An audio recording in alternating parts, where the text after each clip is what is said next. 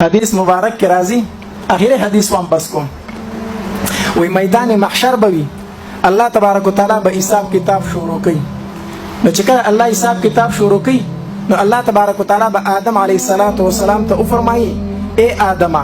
راشه د میزان د تلی سره ودرېږه او د خپل بچو حساب کتاب ته ګوره چې زه خو سره ګورې ظلم نه کوم ته ودرېږه حدیث مبارک کې راځي وی آدم علیه السلام به ډېر لوړ قد په تمامو انسانانو کې به اوچت قد د چایي او په بدن به شنه جوړه پرته وي شنه جوړه او د میزان د تلی سره به ولاړي د خپلو بچو اعمالو ته به ګوري ناڅاپي به یې نظر شي چې فرشتو یو انسان په دیکو اغستی او جهنم ته لیږي فرشتو په دیکو اغستی د جهنم ته راکاږي آدم علیه السلام چې وګوري نو وبه پیژني چې دا امتی د محمد دی صلی الله علیه وسلم نو آدم علیه السلام به آواز وکړي یا محمد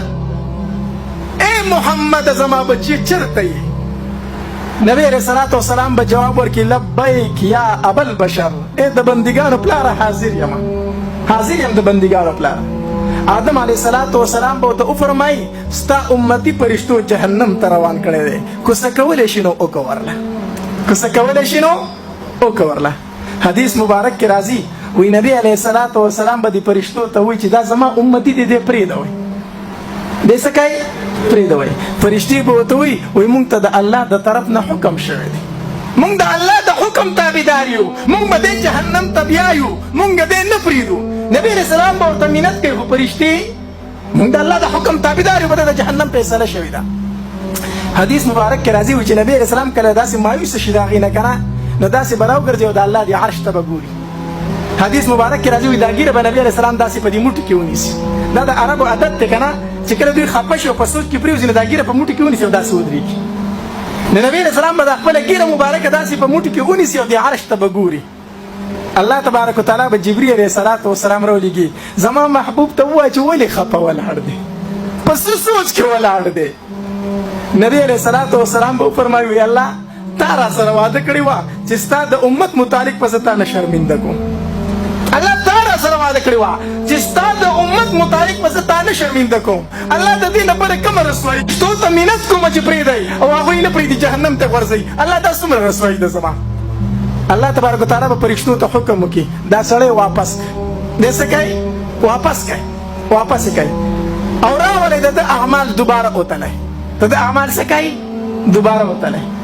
نبی علیه السلام ته الله تبارک وتعالی فرمایي زما محبوبه ته خفه کېږه ما زما په عدالت کې ظلم نشته چې نیکۍ کمې جهنم ته به ځي چې نیکۍ زیاتې نه چېرته به ځي جنت ته زما په عدالت کې نن ظلم نشته حدیث مبارک کې راځي نبی علیه السلام به په خپله تلې ته ودرېږي او د دې ګناهګار امتي اعمال به تللی کېږي نو چې کله اعمال وتللی شي بیا نیکۍ سپکې او ګناهونه زیات زمونږ خو دا حال دی که نه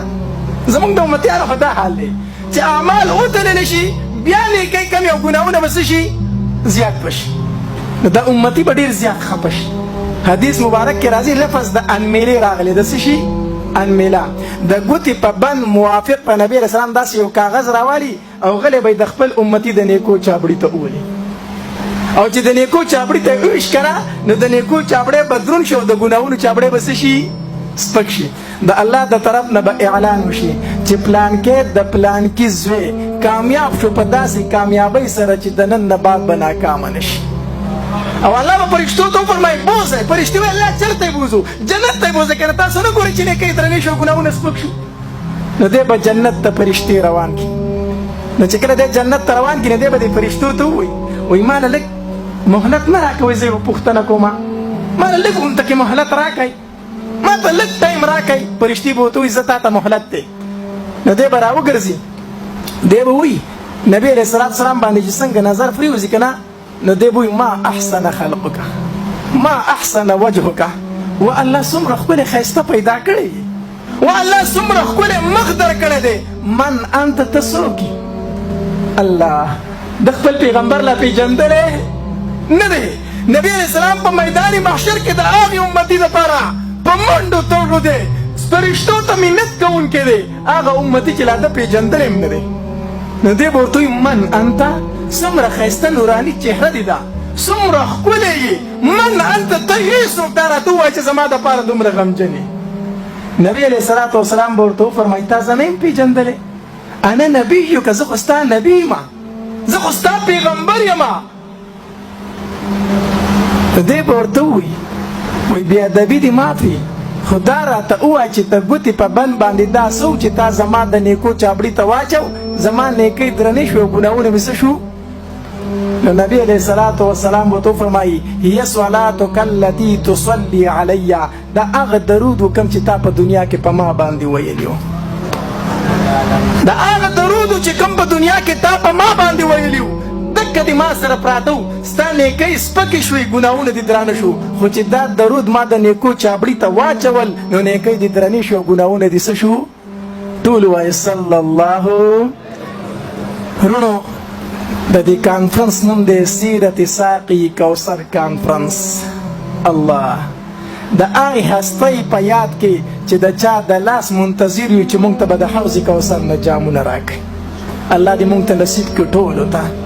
خو ورونو د دغې پیغمبر زړه به نه دکاوه. زه نن امتي ته وایم هغه پیغمبر چې هغه معراج ته تلو لومبۍ ته امتي نوم اخیستی دی، هغه پیغمبر چې د ځنکدن په وخت کې الله ته درخواست کوي الله د ځنکدن سخته په ما که خو زما امتي ته یې مه پرېږده. هغه پیغمبر چې هغه وایي په جنت کې به تر هغې پورې قدم کېنږدم تر څو مې چې خپل امتیان د ځان نه مخکې جنت ته نه دي داخل کړي. زه نن دې امتي ته وایم هم د دغې پیغمبر دا سنت په مخ مبارک باندې پرېږده. دې ویره زه به پکې مشوره وکړم یا کله کله وایي ماله دې الله توفیق راکړي. زه دې امتي ته وایم وامسود مه کوه زما پیغمبر پې خفه کېږي. زه دې امتي ته وایم چغلي مه کوه زما پیغمبر پې خفه کېږي. الله د ده په دې باندې سمې نه راځي، د ده په دې باندې سمې نه راځي. الله